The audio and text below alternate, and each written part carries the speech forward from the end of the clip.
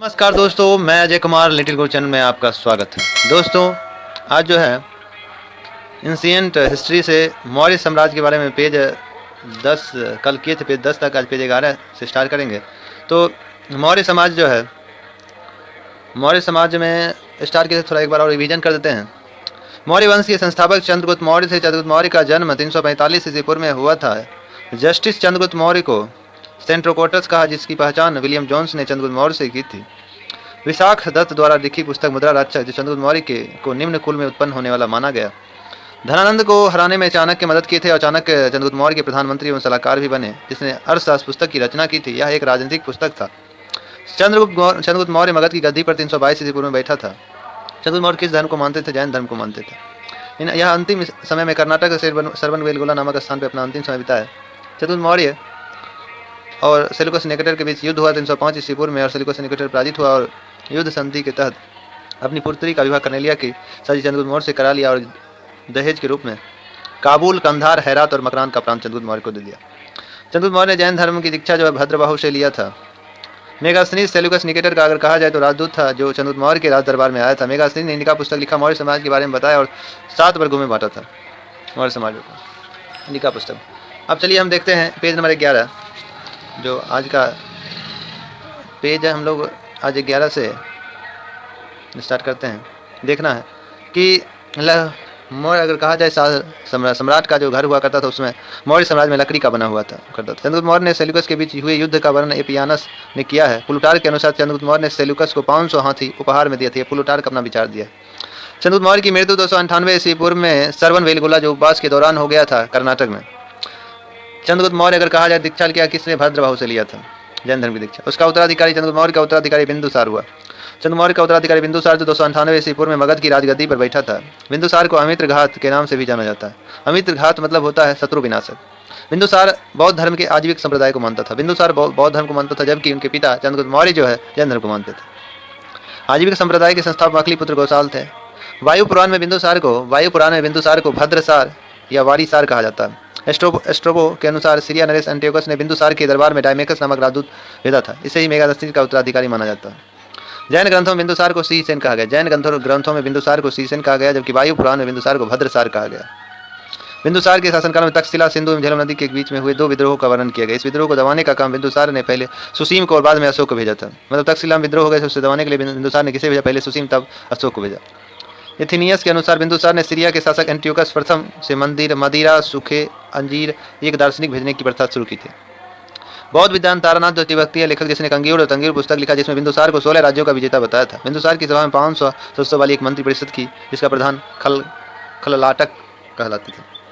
बिंदुसार का उत्तराधिकारी कौन हुआ? अशोक हुआ। बिंदुसार का उत्तराधिकारी अशोक महान हुआ, जो 269 ईस्वी पूर्व में मगध की राजगद्दी पर अशोक बैठा था। अशोक की माता का नाम सुभद्रांगी था। ये ग्रंथ कहेंगे दिव्य वादना ग्रंथ के अनुसार सुभद्रांगी बताता है। राजगद्दी पर बैठने समय अशोक जावंती का राज्यपाल था। अवंती वर्तमान उज्जैन मध्य प्रदेश में पड़ता है। मास्की, गुर्जर, नेत्रूर, उड्डीकोलम के लेखों के अनुसार अशोक का नाम अशोक मिलता है। कर्नाटक के गुलबर्गा कहाँ है? कर्नाटक में। गुलमर्ग जम्मू कश्मीर, गुलबर्गा कर्नाटक में जिला के। प्राप्त उभारदार मूर्तिकार रिलीफ स्कल्पचर शिलालेख में अशोक के प्रस्तर रूप चित्र के साथ रानियों अशोक, राजा अशोक के उल्लिखित है। भाब्रू अभिलेख में अशोक ने स्वयं को मगध का राजा बताया। पुराणों में अशोक को अशोकवर्धन कहा गया है। अशोक ने अपने अभिषेक 8 वर्ष बाद लगभग 261 ईस्वी पूर्व में कलिंग पर आक्रमण किया और कलिंग की राजधानी तोसली में अधिकार कर लिया। मतलब कलिंग युद्ध कब हुआ? 261 ईस्वी पूर्व। अशोक ने कलिंग की राजधानी तोसली थी। पिलनी का कथन है कि मिस्र राजा फिडोल्फ टोलमी द्वितीय ने पाटलिपुत्रा में डायनिसियस नामक राजदूत भेजा था। उपगुप्त नामक बौद्ध भिक्षु ने अशोक बौद्ध धर्म की दीक्षा अशोक ने किससे लिया? उपगुप्त से लिया था। अशोक पहले ब्राह्मण धर्म को अनुयायी था। पहले ब्राह्मण धर्म मानता था। कलहन के राजतरंगी से पता चलता है कि वह शैव धर्म को अशोक पहले ब्राह्मण धर्म को बनाया था। कलहन के राजतरंगी से पता चलता है वह शैव धर्म को मानता था। उसने बौद्ध धर्म को अपना लिया। अहरौरा लेख में यह घोषणा की गई कि अशोक व्यक्तिगत रूप से बौद्ध धर्म के अनुयायी थे। अशोक एक उपासक रूप में अपने राज्याभिषेक 10 वर्ष बोध गया, 12 वर्ष निगालीर सागर एवं 20 वर्ष लुम्बिनी में यात्रा किया था। अशोक ने आजीवकों को रहने के लिए बराबर की गुफाएं में 4 गुफाओं का निर्माण करवाया, जिसका नाम कर, चोपड़ा, सुदाम और विश्व झोपड़ी था। अशोक का अगर पोता कहा जाए तो कौन थे? अशोक के पोता कहा जाए तो दशरथ थे, जो आजीवकों को नागार्जुन गुफा प्रदान किया था। जो अशोक के 7वें स्तंभ लेख में आजीविकों का वर्णन किस उल्लेख में? 7वें स्तंभ लेख में। महामात्रों को आजीवकों को हित का ध्यान रखने के लिए कहा गया था। अशोक ने बौद्ध धर्म के प्रचार के लिए अपने पुत्र महेंद्र और पुत्री संघमित्रा को श्रीलंका भेजा था, जिसमें उनके लिपियों के अनुसार अशोक ने 84,000 स्तूपों का सर्वाधिक स्तूप बनाया। अशोक भारत में शिलालेख का प्रचलन सर्वप्रथम अशोक ने किया था। अशोक के शिलालेख ब्राह्मी, खरोष्टी, ग्रीक और माइक लिपि में मिला है। ग्रीक और माइक लिपि का अभिलेख अफगानिस्तान से, खरोष्टी लिपि का अभिलेख शाहबाज गढ़ी से में मनसेहरा पाकिस्तान से, जबकि शेष भारत से ब्राह्मी लिपि का अभिलेख मिला। खरोष्टी लिपि दाएं से बाईं ओर लिखी जाती है और सब बाएं से दाईं ओर लिखी जाती है। अशोक के अभिलेख 3 भाखंडों में बांटा हुआ: शिलालेख, स्तंभलेख, गुहालेख। शिलालेख, स्तंभलेख और गुहालेख। अशोक को शिलालेख 1750 में पैंथेलर ने इसकी संख्या शिलालेख 14 दशक के अभिलेख पढ़ने का सफलता जेम्स प्रिंसपे को मिला था। अशोक के शिलालेख 14 शिलालेख जो है उसके बारे में देखना है। पहला शिलालेख पशु बलि की निंदा किया गया था। दूसरा में मनुष्य और पशु के बीच डॉक्टरी व्यवस्था, चिकित्सा व्यवस्था की बात की। तीसरा शिलालेख में कहा गया प्रत्येक अधिकारियों को कहा गया प्रत्येक 5 वर्ष के उपरांत अपने क्षेत्र में जाए। चौथा में भीरी घोष या धम घोष की घोषणा किया। 5वां शिलालेख में धर्म महामात्रों की नियुक्ति की जानकारी दी गई। छठा में आत्मनियंत्रण की शिक्षा, आत्मनियंत्रण के लिए शिक्षा जरूरी है। 7वां 8वां अशोक ने तीर्थ यात्रियों का उल्लेख किया है। 9वां अभिलेख में सच्चा भेंट, सच्ची शिष्टाचार का उल्लेख है। 10वां अभिलेख में राजा तथा उच्च अधिकारी हमेशा राज प्रजा के बारे में सोचेंगे। 10वां में 11वां में धर्म की व्याख्या है। 12वां शिलालेख में स्त्री महापात्रों की नियुक्ति की बात की गई है। सभी प्रकार के विचारों का सम्मान करें, महिलाओं का भी सम्मान करें। ये 12वां शिलालेख में। 13वां में कलिंग युद्ध का वर्णन है। अशोक ने हृदय परिवर्तन, अस्त्र त्याग 13वां शिलालेख में। 14वां शिलालेख में अशोक ने जनता को धार्मिक जीवन बिताने के लिए प्रेरित किया। ये 14वां शिलालेख में वर्णन किया गया। अशोक के स्तंभ लेखों की संख्या 7 है, शिलालेख 14 है। केवल ब्राह्मी लिपि में लिखी गई है। स्तंभ लेख केवल ब्राह्मी लिपि में लिखी गई है। 6 अलग अलग स्थानों से प्राप्त हुई। प्रयाग स्तंभ लेख, यह पहले कौशाम्बी में स्थित था। इस स्तंभ लेख को अकबर ने इलाहाबाद के किले में स्थापित किया था। दिल्ली से टोपरा, यह स्तंभ लेख फिरोज शाह तुगलक द्वारा टोपरा से दिल्ली लाया गया। पहले टोपरा था, दिल्ली लाया गया एफएसटी फिरोज शाह तुगलक। दिल्ली मेरठ, पहले मेरठ में स्थित था, इसे दिल्ली लाने का काम एफएसटी फिरोज शाह तुगलक ने किया। रामपुरवा, यह स्तंभ लेख चंपारण बिहार में स्थापित, इसकी खोज 1872 में कारलायन ने की थी। लोरिया अरेरिया चंपारण बिहार में है। लोरिया नंदनगढ़ चंपारण बिहार में, यह एक स्तंभ मोर का चित्रण बना गया है लोरिया नंदनगढ़ में। मौर्य काल में उत्तरापद की राजधानी तक्षशिला थी। अवंती की राजधानी उज्जैनी थी। कलिंग की राजधानी तोसली थी। दक्षिणापद की सुरनागिरी है और प्रांतिक पाटलिपुत्रा थी, पूर्वी प्रांत का पाटलिपुत्रा। उत्तरापद की तक्षशिला, अवंती का उज्जैनी, कलिंग का तोसली, दक्षिणापद का सुरवानगरी, सुरनागिरी और पूर्वी प्रांत का पाटलिपुत्रा है। चलिए आज पेज नंबर 11 से 14 है, तो पेज नंबर 12 देखते हैं। चलिए देखना है। कौशाम्बी अभिलेख को हम लोग रानी का अभिलेख भी कहते हैं। कौशाम्बी अभिलेख को हम लोग रानी का अभिलेख भी कहते हैं। अभी थोड़ा गाना आपको सुनाई दे रहा होगा, कारण है कि अभी मेला है, इसलिए थोड़ा दिक्कत चल रहा है। चलिए जैसे भी है उसको रिवीजन आपको करना है। कौशाम्बी अभिलेख को रानी का अभिलेख कहा जाता है। अशोक के 7वें अभिलेख में अशोक का सबसे 7वां अभिलेख लंबा अभिलेख है। अशोक का सबसे छोटा स्तंभ लेख रोमनिदेयी, सबसे बड़ा 7वां सबसे छोटा रोमनिदेयी है। रानी का अभिलेख कौशाम्बी अभिलेख को रानी का अभिलेख कहते हैं। लुम्बिनी में धम्म यात्रा के दौरान अशोक भू राजस्व की दर घटाकर 1/8 भाग कर दिया गया और लुम्बिनी ग्राम का धार्मिक कर बलि माफ कर दिया गया था। प्रथम पृथक से अशोक ने किसमें कहा गया कि सभी मनुष्य मेरे बच्चे हैं, या प्रथम पृथक शिलालेख में अशोक ने कहा। अशोक का सारे कुना अभिलेख ग्रीक एवं अरमाइक भाषा में, अशोक का सारे कुना अभिलेख जो है ग्रीक अरमाइक भाषा में प्राप्त हुए। साम्राज्य में मुख्यमंत्री एवं पुरोहित की नियुक्ति के पूर्व इनके चरित्र को जांच करने के लिए उपधा परीक्षण हुआ करता था। सम्राट की सहायता के लिए एक मंत्री परिषद होती थी, जिसमें सदस्यों की संख्या 12, 16, 20 हुआ करती थी। अर्थशास्त्र में शीर्षस्थ अधिकारी के रूप में तीर्थ का उल्लेख है। मतलब तीर्थ, अगर तीर्थ को तीर्थ अर्थशास्त्र में तीर्थ की संख्या कहेंगे तो 18, जो शीर्ष अधिकारी हुआ करता था, जिसे महामात्र भी कहते थे। इनकी संख्या 18 हुआ करते। अर्थशास्त्र में 4 जासूस की कहा जाता था। अशोक के समय मौर्य साम्राज्य में प्रांतों की संख्या 5 थी। प्रांतों को चक्र कहा जाता था। प्रांतों का प्रशासन कुमार या आर्यपुत्र या राष्ट्रिक कहलाते थे। प्रांतों को विभाजन विषय में किया गया है, जो विस्पति के अधीन होते थे। प्रशासन की सबसे छोटी इकाई ग्राम थी, जिसका मुखिया ग्रामिक कहलाता था। प्रशासनों का सबसे छोटा गोप जो 10 ग्रामों का शासन में संभालता था। मेगास्थनीज के अनुसार नगर प्रशासन 30 सदस्यों का एक समंडल करती थी, जो 106 समितियों में विभाजित थी। प्रत्येक समिति में 5 सदस्य हुआ करते थे। मौर्य साम्राज्य के शासनकाल में बिक्री कर अगर कहा जाए तो 1/10 मतलब 10% वसूला जाता था। इसे बचाने वाले को मृत्युदंड दिया जाता था। मेगास्थनीज के अनुसार मार्ग निर्माण अधिकारी को एग्लोनमाई कहा जाता था। जस्टिस के अनुसार चंद्रगुप्त मौर्य की सेना में लगभग 50,000 अश्वघोड़ा, 9,000 हाथी, 8,000 रथ थे। जस्टिस नामक यूनानी लेखक के अनुसार चंद्रगुप्त मौर्य ने अपनी 6 लाख की फौज से सारे भारत को रौंद दिया था। यह बात सही भी हो सकती है और नहीं भी हो सकता है। चंद्रगुप्त ने पश्चिमोत्तर भारत को सेलुकस की गुलामी से मुक्त किया और जस्टिस ने चंद्रगुप्त की सेना को लुटेरों की सेना कहा। युद्ध क्षेत्र में सेना का नेतृत्व करने वाले अधिकारी को नायक कहलाते थे। तीर्थ में अगर कहा जाए तो सर्वोच्च मंत्री जो होता है प्रधानमंत्री हुआ करता था। पुरोहित धर्म और दान विभाग का प्रधान होता था। सेनापति सैन्य विभाग का प्रधान होता था। युवराज जो है राजपुत्र होते थे। समहारता बराबर पूछता, आय का संग्रह समहारता किया करता था। पौर जो है नगर का कोतवाल हुआ करता। नायक जो है नगर रक्षा का अध्यक्ष हुआ करता। दुर्गापाल दुर्ग रक्षक हुआ करता था। मंत्री परिषद अध्यक्ष उसके बाद देखना है सैन्य विभाग का सबसे बड़ा अधिकारी सेनापति तथा प्लिनी नामक यूनानी लेखक के अनुसार चंद्रगुप्त मौर्य की सेना में 6 लाख पैदल सिपाही, 30,000 घुड़सवार और 9,000 हाथी थे। मेगास्थनीज के अनुसार मौर्य सेना रख रखाव 5 सदस्यीय 6 समितियां करती थी। टोटल 30 मेंबर हुआ करते थे। मौर्य प्रशासन गुप्तचर विभाग के अधिकारी को महामात्य सर्व नामक अमात्य के अधीन था। अर्थशास्त्र में गुप्तचर को गुड पुरुष कहा गया है तथा एक ही स्थान पर रहकर कार्य करने वाले गुप्तचर को संस्था कहते थे। एक स्थान दूसरे स्थान में भ्रमण करने वाले गुप्तचर को संचार कहा जाता था। अशोक के समय में जनपदीय न्यायालय की न्यायाधीश को राजू कहा जाता था। सरकारी भूमि को सिंचाई भूमि कहते थे। बिना वर्षा की अच्छी खेती। चलिए आगे देखना है कि पेज में हम 12 ही चर्चा भी कर रहे हैं। सरकारी भूमि को सीता भूमि कहा जाता था। मौर्य के शासनकाल में बिना वर्षा की अच्छी खेती देने वाली भूमि को अदैव मातृ कहा जाता था। मौर्य काल में द्रोण अनाज के माप के लिए प्रयोग किया जाता था। मेगास्थनी ने मौर्य समाज को 7 वर्गों में विभाजित किया था। दार्शनिक, किसान, अहीर, कारीगर, सैनिक, निरक्षर और सभासद के रूप में विभाजित किया था। स्वतंत्र रूप से जो खुले रूप से वेश्यावृत्ति का महिला में निपुण थी उसे रूपा जीवा कहा जाता था। नंद वंश के विनाश करने में चंद्रगुप्त मौर्य ने कश्मीर के राजा किससे मदद लिया था? परिवर्तक से लिया था। मौर्य शासक 137 वर्षों तक रहा। भागवत पुराण के अनुसार मौर्य वंश में 10 राजा हुए, जबकि वायु पुराण के अनुसार मौर्य वंश में 9 राजा हुए। मौर्य वंश का अंतिम शासक बृहदत्त था। इसकी हत्या इसके सेनापति पुष्यमित्र शुंग ने 185 ईस्वी पूर्व में कर दी और मगध पर शुंग वंश की नींव डाला। अशोकाराम विहार कहाँ है? पाटलिपुत्रा में पड़ता है, जो बिहार में है। आते शुंग वंश। पुष्यमित्र शुंग ने जिसके मगध पर शुंग वंश के नींव। शुंग वंश के संस्थापकों से पुष्यमित्र शुंग से ब्राह्मण जाति का था। शुंग शासकों ने अपनी राजधानी विदिशा में शुंग वंश की राजधानी विदिशा में स्थापित की थी। इंडो यूनानी शासक मिनांडर की पुष्यमित्र शुंग ने पराजित किया। इंडो यूनानी शासक मिनांडर को पुष्यमित्र शुंग ने पराजित किया था। पुष्यमित्र शुंग के 2 बार अश्वमेध और 1 बार पतंजलि। 2 बार अश्वमेध यज्ञ ने इसके लिए पतंजलि ने अश्वमेध यज्ञ करवाया। पुरोहित पंडित जी थे। भरूत स्तंभ का निर्माण पुष्यमित्र शुंग ने करवाया था। शुंग वंश का अंतिम शासक देवभूति था। इसकी मृत्यु 73 ईसा पूर्व में वासुदेव ने कर दी और मगध गद्दी पर कनव वंश की स्थापना की। कनव वंश का अंतिम शासक राजा सुशर्मा। सिमुक ने 60 ईस्वी पूर्व में सुशर्मा की हत्या कर सातवाहन वंश की स्थापना की। सातवाहन आंध्र प्रदेश शासकों में अपनी राजधानी सातवाहन प्रतिष्ठान थी, गोदावरी नदी के किनारे।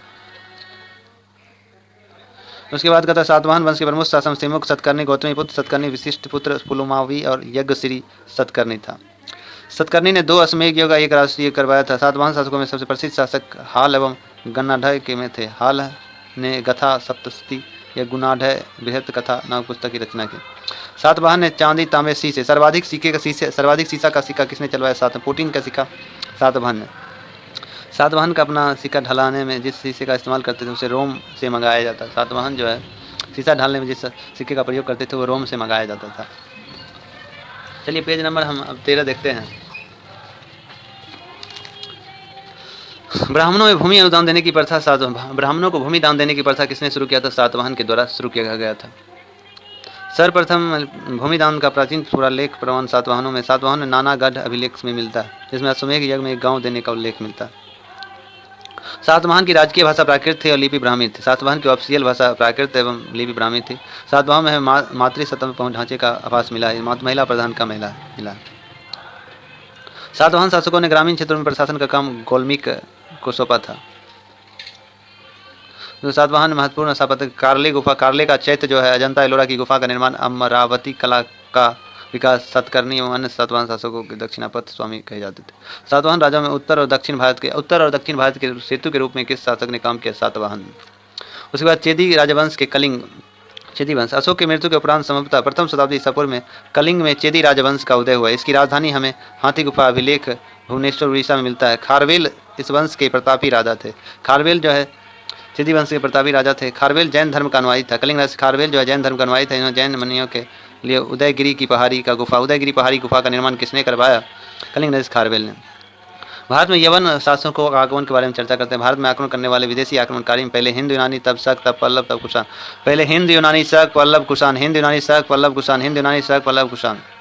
सेल्यूकस के द्वारा शायद पश्चिमी मध्य एशिया के विशाल साम्राज्य को इसके उत्तराधिकारी एंटियोकस प्रथम ने अक्षुण्ण बनाया। एंटियोकस द्वितीय के शासनकाल में विद्रोह के फलस्वरूप उनके अनेक प्रांत स्वतंत्र हो गए। बैक्ट्रियाई के विद्रोह के नेतृत्व में डियोडोटस प्रथम ने किया था।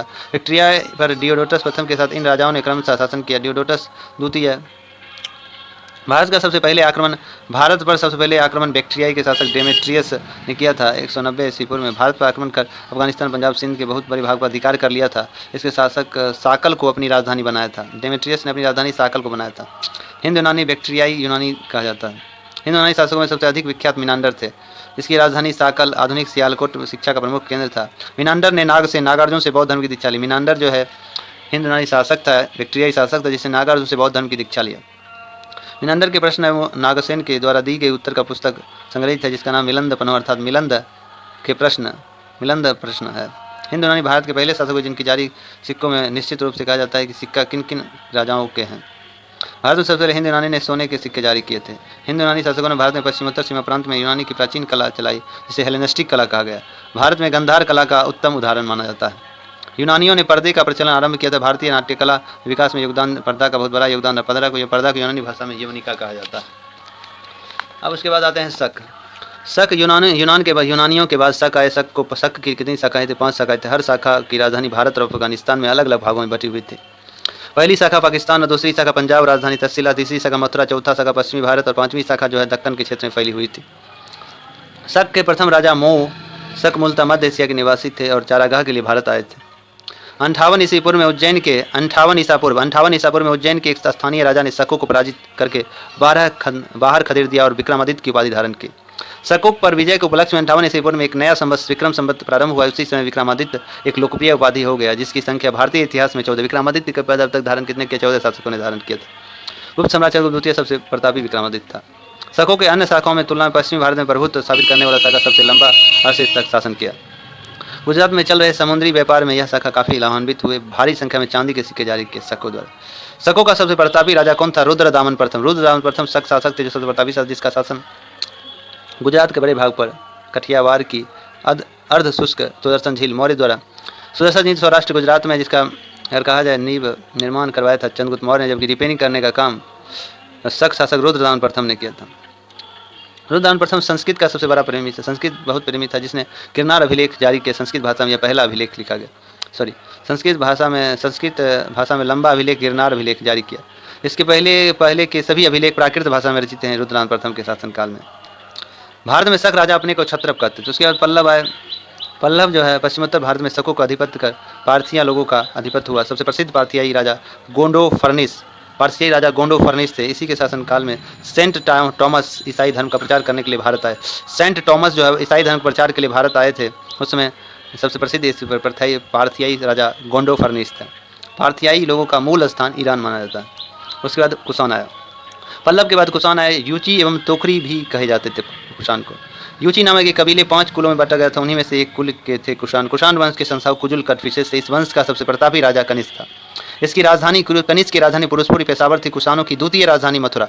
कुषाणों की पहली राजधानी पुरुषपुर पेशावर थी, दूसरी राजधानी मथुरा थी। कनिष्क ने 78 ईस्वी में गद्दी पर बैठने समय ही एक संवत चलाया, जिसे शंख संवत कहा गया, जिसे भारत सरकार द्वारा 22 मार्च 1957 को राष्ट्रीय कैलेंडर के रूप में मान्यता दी गई। बौद्ध धर्म की चौथी बौद्ध संगीत कनिष्क के शासनकाल में कुंडर में जम्मू कश्मीर, जिसकी अध्यक्षता वासुमित्र ने किया था, जबकि उपाध्यक्ष अश्वघोष थे। कनिष्क बौद्ध धर्म के महायान संप्रदाय का अनुयायी था। चीनी जनरल पेन चुआ ने कनिष्क को हराया था। कनिष्क को किसने हराया था? चीनी जनरल था पेन चुआ। आरंभिक कुषाण शासकों में भारी संख्या में स्वर्ण मुद्रा जारी किया, जिनकी शुद्धता गुप्त काल की स्वर्ण मुद्रा से उत्कृष्ट। मतलब शुद्ध सोना का सिक्का किसने जारी किया? कुषाण ने। सर्वाधिक सोना का सिक्का जारी किया गुप्त ने। पहले सोना का सिक्का जारी किया हिंद यूनानियों ने। कुषाणों ने उत्तरी पश्चिमी भारत में सर्वाधिक तांबे के सिक्के जारी किए थे। कनिष्क का राज्य वैद आयुर्वेद का विख्यात विद्वान चरक था। चरक किसके दरबार में रहा करते थे? कनिष्क के दरबार में रहा करते थे। महाविवाह सूत्र की रचना वासुमित्र ने किया। वासुमित्र कनिष्क के दरबार में रहा करते थे। बौद्ध धर्म का विश्वकोश महाविवाह सूत्र को कहा जाता है। कनिष्क के राजकीय अश्वघोष ने बौद्धों का रामायण बुद्ध चरितम अश्वघोष ने लिखा, जो कनिष्क के दरबार में रहा करते थे।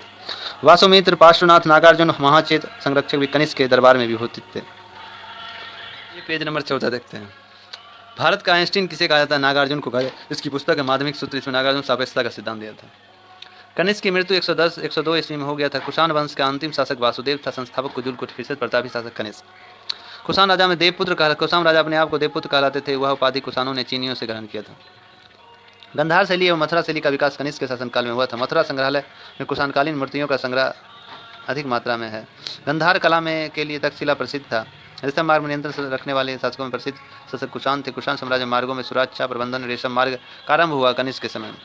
रेशम बनाने की तकनीकी आविष्कार चीन में हुए थे। कुषाण काल में सबसे अधिक विकास वास्तुकला के क्षेत्र में हुआ था। इसी काल में बुद्ध की खड़ी प्रतिमा का निर्माण कुषाण के समय में हुआ था। उसके बाद संगम युग आते हैं। ऐतिहासिक युग के प्रारंभ में दक्षिण भारत का क्रमबद्ध इतिहास हमें जिस साहित्य से ज्ञात होता है उसे संगम साहित्य कहा जाता है। संगम साहित्य शब्द का अर्थ होता है परिषद अथवा गोष्ठी, जिनमें तमिल कवि एवं विद्वान एकत्रित होते थे। प्रत्येक कवि अथवा लेखक अपनी रचनाओं को संगम के समक्ष प्रस्तुत करते थे। परंपरा के अनुसार अति प्राचीन समय में पांड्य राजाओं के संरक्षण में कुल 3 संगम का आयोजित किए गए थे। संगम साहित्य में 3 संगम था, जिसमें प्रथम संगम कहा जाए तो मदुरा मतलब तमिलनाडु में पड़ता है। दूसरा संगम कापट्टपुरम तमिलनाडु में। तीसरा संगम जो है मदुरा तमिलनाडु। तीनों संगम तमिलनाडु में हुए थे। प्रथम संगम का अध्यक्ष अगस्त किया था, दूसरा अगस्त, तीसरा नकीर किया था। कवियों और विद्वानों के परिषद के लिए संगम नाम का प्रयोग सर्वप्रथम 7वीं शताब्दी के प्रारंभ में शैव संत नयनार के द्वारा किया गया था।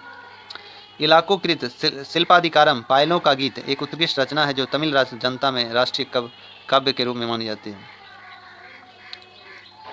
बौद्ध रुझान वाला महाकाव्य है शिल्पाधिकारम। मदुराई के बौद्ध धर्मावलंबी व्यापारी स्थित लेस्तारान मणि मेकले की रचना है, जिसमें 30 सर्गों के अतिरिक्त एक प्रस्ताव भी है। उसके बाद देखना है कि दार्शनिक शास्त्रीय संबंधित बातों के लिए बनाई गई इसका मुख्य धार्मिक नीलकंठ शास्त्री के अनुसार यह बौद्ध लेखक दिंडनाथ 5वीं शताब्दी में कृति न्याय प्रवेश का आधारित था। जीवक चिंतामणि संगम काल में बहुत बाद की रचना है। इसकी रचना का श्रेय जैन भिक्षु तिरुतक्व देवर को दिया जाता है। तिरुतक्व देवर पहले चोल राजा कुमार थे जो जैन धर्म भिक्षु बने। तुल्काप्यारम तमिलनाडु की तमिल व्याकरण है जो 5वीं शताब्दी के बाद बहुत ही तमिल रचना थी। राम कथा के अनेक तमिल संस्करण है। सबसे प्रसिद्ध कंबन जो है इरामावतारम है। कंबन भी क्या है? राम कथा है तमिल। संगम साहित्य के काव्य को 2 श्रेणी में बांटा गया। आकम पूरम। आकम काव्यों का मूल विषय प्रेम प्रसंग, जबकि पूरम में काव्यों का विषय युद्ध दिया। पूरम में युद्ध दिया हुआ है, जबकि आकम में दिया गया प्रेम प्रसंग के बारे में, जबकि पूरम में दिया गया युद्ध के बारे में। संगम साहित्य में हमें तमिल प्रदेश के 3 राज्य चोल, चेर और पांड्य। चोल, चेर, पांड्य संगमकालीन राजा थे। उत्तर पूर्व में चोल था, दक्षिणी पश्चिम में चेर था, दक्षिण पूर्व में पांड्य राजा थे। संगम युगीन राजाओं में सर्वाधिक शक्तिशाली चोलों का राज्य था। यह पेन्नार दक्षिणी बेलालूर नदियों के बीच स्थित है। इसका सबसे प्रतापी राजा कारिकल था। कारिकल जो है सबसे प्रतापी राजा संगम जो है काल के थे। कारिकल ब्राह्मण मतानुसार था और इसने ब्राह्मण धर्म को राजकीय संरक्षण प्रदान किया। पुहार बंदरगाह पतन का निर्माण इसी के समय में हुआ था।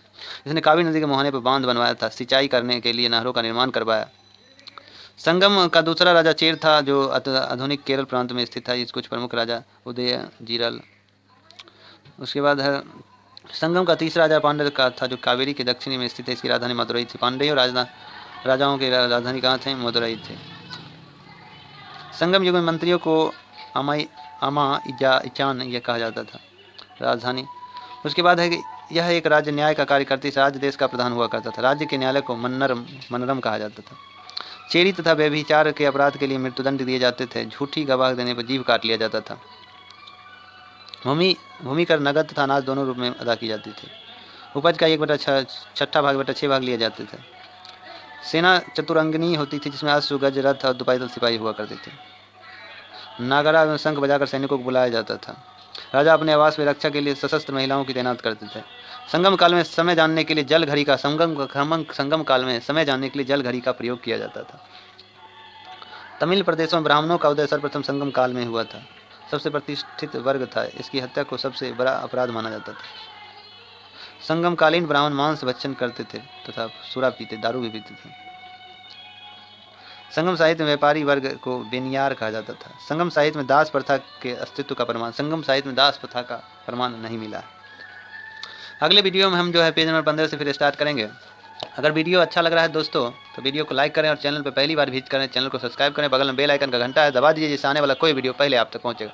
चलिए आज इतने तक रहते हैं।